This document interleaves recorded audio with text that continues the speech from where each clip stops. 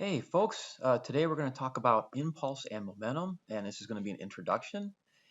And I will start with the definition of momentum. So, momentum, the letter that we use for momentum, the variable, is a small p, and the equation is very simple, and you probably recall it from a previous physics course. It's just equal to mv. Now, velocity is a vector, and so is momentum. And in most of these examples that we're going to eventually do, direction is absolutely critical. You have to think very carefully about it. The other thing is units. So the units for mass are kilograms, and the units for velocity are meters per second. So that is the units for momentum. It's just a kilogram meters per second, and there is no shortcut for that. Now, I'll mention this now, and this will kind of go throughout the examples.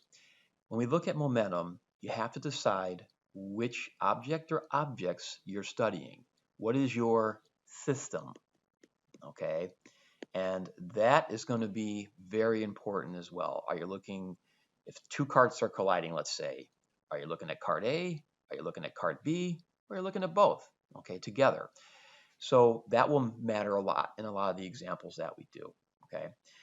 Now, this equation is pretty easy, and again, you guys, most of you have talked about it last year, but now we're going to get into the physics C part of this. So, what if I take the derivative of both sides of this equation? Okay, and I'm going to take the derivative with respect to time. So I'm going to do d dt of both sides, the time derivative of both sides. So the left side just becomes dp dt. The right side, assuming, let's say, it's a baseball moving or something like that, the mass isn't going to change, but the velocity will. So you get dv dt.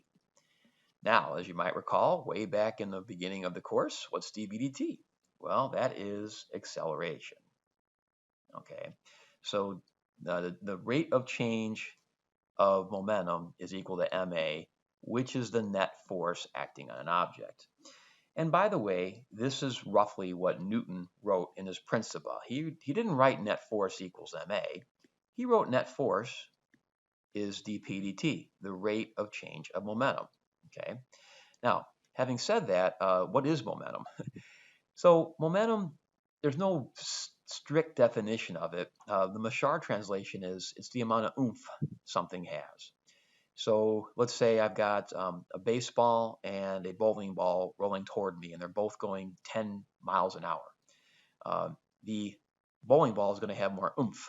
It's going to be harder to stop. Okay, so that's a way to think of momentum. If I'm changing the oomph of something, if I'm speeding it up, slowing it down, or turning it, okay, then I am applying a force to it. So that's what net force is all about. It's changing the oomph of something as it moves, okay, whether you're changing its magnitude of the oomph or the direction of the oomph, okay. So now, conservation of momentum. So if, this is a big if, the net force on some system is zero, okay, so if the net force on a system is zero, then dB dt equals zero, meaning the momentum won't change for that system, okay?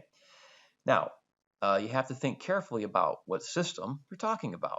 So for instance, let's say I've got an example. Let's say here's cart A, and let's say it's moving to the right, and let's say here's cart B, and let's say it's stationary. Now, for now, we're not going to worry about friction or anything. That'll come in later. Let's say cart A strikes cart B. Okay. Does cart A's momentum change? Just looking at cart A, does cart A's momentum change? Well, yes, because when they collide, B is going to press on A. This is the force of B on A. So there is a net force on cart A to the left. So cart A's momentum will change to the left. It will have if we assume right is positive here, it'll have a negative change in momentum. How about cart B? Will cart B's momentum change? Well, yeah, A is going to hit it. That's the force of A on B. Okay, and cart B will gain a momentum to the right. Okay, so cart A's momentum lost some, okay, and cart B gained some, okay. But what about if I look at the two-cart system, okay? Well, we know from Newton's third law that the force of B on A equals the force of A on B. So if I look at the net force on that two-cart system, the net force is 0. Therefore, the momentum of the cart AB system remains the same. So you can kind of think of momentum as like money, okay? A lost some money, but B gained the same amount of money. The total money in that box is still the same. It's just like if you pull out 20 bucks and give it to me. You lost 20 bucks, I gained 20 bucks, but together we still have the same amount of money. Should we try that experiment? So the same thing with the carts. A lost some momentum, B gained some momentum, but the total momentum in that box, that system, is 0. Okay, or the total change in momentum is 0. A very important note here. Newton's third law is the reason for conservation of momentum. So when we talked about Newton's laws, we said that Newton's third law, we didn't use it all that much. Well, now it's extremely important. Newton's third law leads to conservation of energy and conservation of momentum. So in some ways, you might say Newton's third law is the most important of this three. Okay. Now, another definition. Okay. Impulse. And I'll spell it out for you. Okay. Impulse is defined as a change in momentum. And since momentum is a vector, impulse is also a vector. It has a direction. Okay.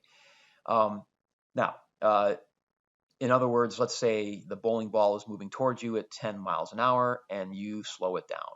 You have changed its momentum, therefore you have exerted an impulse on the bowling ball. Okay. Now, looking back up above, we've got net force equals dp dt. I'm going to put dp by itself there. So dp equals, now I'm going to lose the net, but it's still net force. So net force dt, okay? And if I integrate both sides, okay, if you integrate dp, you get change in momentum, okay? That is what we just said is impulse. And on the right side, okay, if you integrate this, you just get integral of f dt, okay, from a t starting to a t final. Okay, you'd have to integrate with that. So impulse, the equation for impulse, the most general definition, is the integral of force dt. And by the way, force is a vector, therefore impulse is a vector. Okay, and you have limits from time 1 to time 2. Now, I'm going to make a note here before I do any examples or anything. We now have two integrals for force.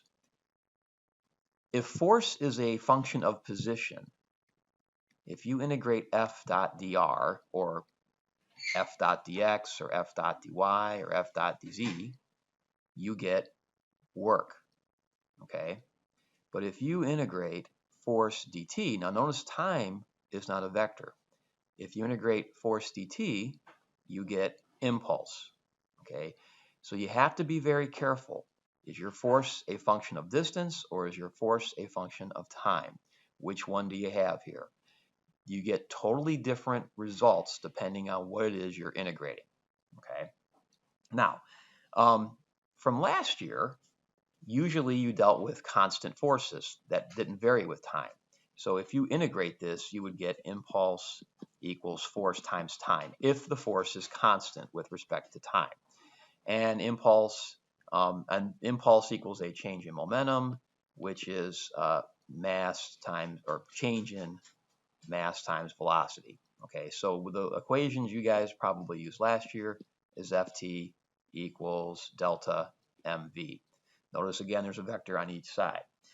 So, an impulse, by the way, the units, okay, the units are newtons times seconds. Now, by the way, momentum is kilograms meters times seconds. It turns out those two are equivalent. If you make a newton is force, which is ma, which is a kilogram meter per second squared, and if you take a kilogram meter per second squared times a second, you get a kilogram meter per second. Okay. Now, this version of the equation is kind of nifty to try to explain some common phenomenon that I'll talk about in the next video. All right, see you in the next one.